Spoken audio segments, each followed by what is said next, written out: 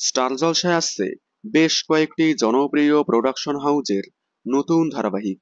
তার মধ্যে আসছে 10 সিনেমা প্রোডাকশন হাউজের নতুন ধারাবাহিক, যে প্রোডাকশন হাউজের আন্ডারে বর্তমানে স্টার জলসায় চলছে বধুয়া। এবং কয়েকদিন আগেই শেষ হয়ে গেল জনপ্রিয় ধারাবাহিক তোমাদের রানী। কয়েকদিন আগেই বলেছিলাম স্টার জলসার 10 সিনেমার আপকামিং নতুন ধারাবাহিকের জন্যই বন্ধ হয়ে গেল তোমাদের রানী। এবার খুব শীঘ্রই আসছে 10 সিনেমা প্রোডাকশনের নতুন ধারাবাহিকটি। এছাড়াও বলেছিলাম 10 সিনেমা প্রোডাকশনের আপকামিং এই নতুন ধারাবাহিকটিতে দেখা যেতে পারে জনপ্রিয় অভিনেত্রী অভিকা মালাকারকে। গতকাল অভিকা মালাকার সহ আরও 3 জন নতুন মুখ অভিনেত্রীর লুকসেট হলো এই নতুন ধারাবাহিকের জন্য।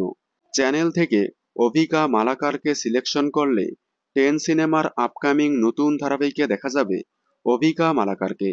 তবে অভিকা মালাকারকে এই নতুন ধারাবাহিকে নায়িকার চরিত্রে সিলেকশন করা হলেও নায়কের চরিত্রে দেখা যাবে নতুন মুখ অভিনেতা কিংবা কোনো জনপ্রিয় নায়ককে।